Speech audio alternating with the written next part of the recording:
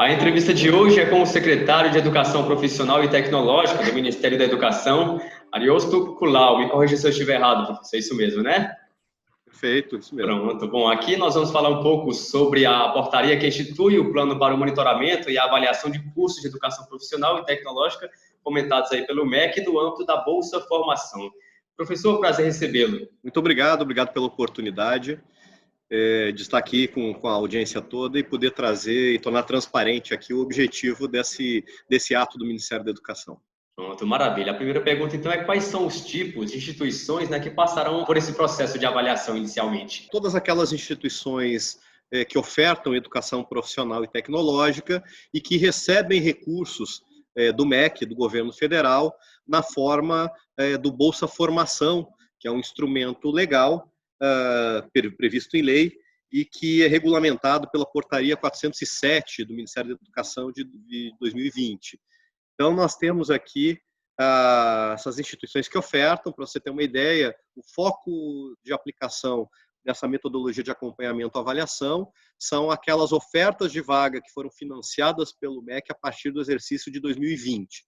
Então, a gente está falando aí de em torno de 200 mil matrículas a partir de 2020, que passarão por esse processo de monitoramento e avaliação, onde a gente prevê um ciclo, né, um procedimento, onde a gente vai fazer entrevistas semestrais, vamos ter um ciclo de avaliação anual dos resultados dessa oferta.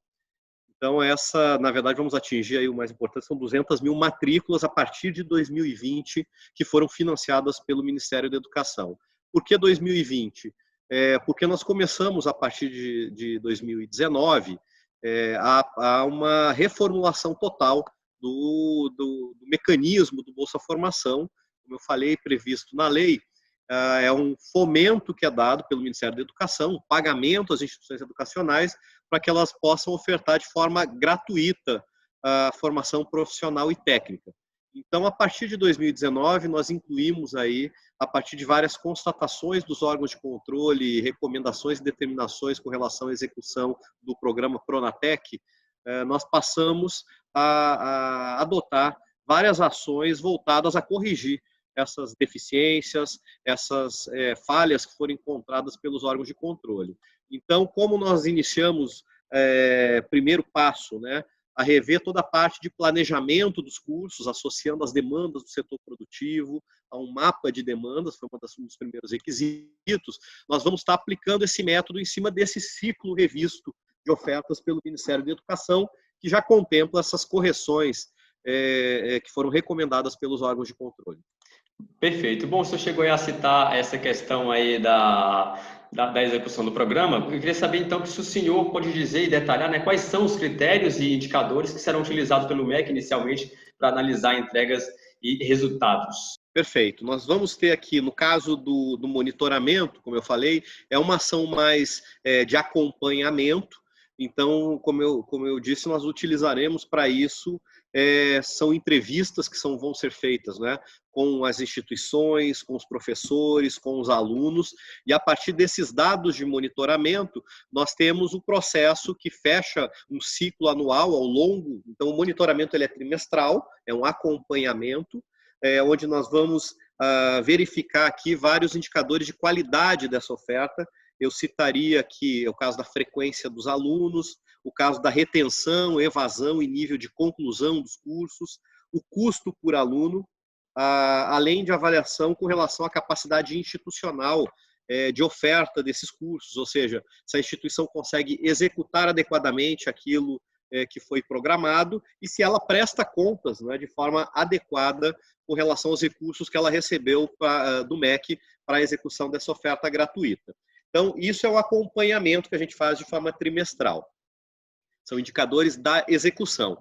Mas nós temos os indicadores da política também, de fomento, que são, a princípio, podem ser ampliados, mas nós estamos começando com um conjunto de 11 indicadores. Esses indicadores vão ser avaliados anualmente, então já é um ciclo, né, onde a gente, de mais médio prazo, onde a gente vai ter o acompanhamento a partir de 2020, vai começar a construir essa série que não existia até então dentro do programa. Então, nós vamos ter aí vários indicadores, eu citaria alguns, são relacionados à própria execução dos projetos, né? A instituição se propõe a ofertar um conjunto de vagas. Ela está conseguindo atender essas vagas, está fazendo com que as matrículas efetivamente se transformem em oferta aos alunos. Então, nós temos aí indicadores que são relacionados à oferta, ou seja, ao sucesso da oferta, né, de que essa oferta não seja frustrada, até porque quando a gente pactua com uma instituição uma oferta de 100 vagas, a gente está deixando de que outra instituição possa também ofertar isso em outra localidade. Então, a gente vai estar verificando aspectos relacionados à oferta das vagas, se ela está sendo efetiva. Estamos verificando, como eu falei, indicadores relacionados à evasão, que é, né, realmente os alunos, aquele conteúdo que está sendo ofertado, ele está fixando os alunos, ele está sendo atrativo, está sendo útil aos alunos, né, dentro da sua perspectiva de aprendizagem. Então, são indicadores, um conjunto de indicadores voltados a verificar a evasão, a fixação do aluno, a eficiência acadêmica do curso, ou seja, o nível de concluintes, né, e o seu aproveitamento com relação às matrículas que foram efetuadas. Estamos verificando também, como eu falei, a eficiência da execução, se isso está sendo executado adequadamente, de acordo com o que foi programado, e um ponto importante de avaliação das instituições, se elas estão prestando contas de forma adequada, né? Aquilo que foi repassado para que fosse feito está sendo efetivamente executado pelo parceiro ofertante. Então, são 11 indicadores que verificam essas situações e que se pressupõe aí que a gente vai ter condições de avaliar também, a partir dos questionários, a qualidade dos cursos, que é a avaliação direta com os alunos, com relação ao material didático, o conteúdo, a propriedade do conteúdo e a sua utilidade, a qualidade dos professores e dos instrutores, também é um elemento importante que vai ser aferido, domínio de conteúdos, a relação prática em relação aos conteúdos teóricos que estão sendo feitos, a qualidade da estrutura das instituições, instalações, material, e informações sobre a formação dos professores ou instrutores,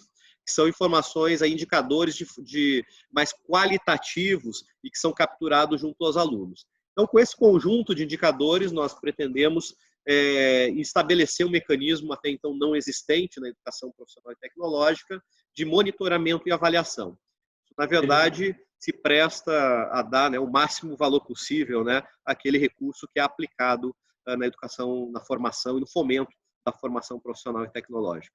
Perfeito, secretário. Aqui chegamos ao final da nossa entrevista. Muito obrigado pela sua atenção e até a próxima. Muito obrigado e um grande abraço a todos os nossos ouvintes e audiência.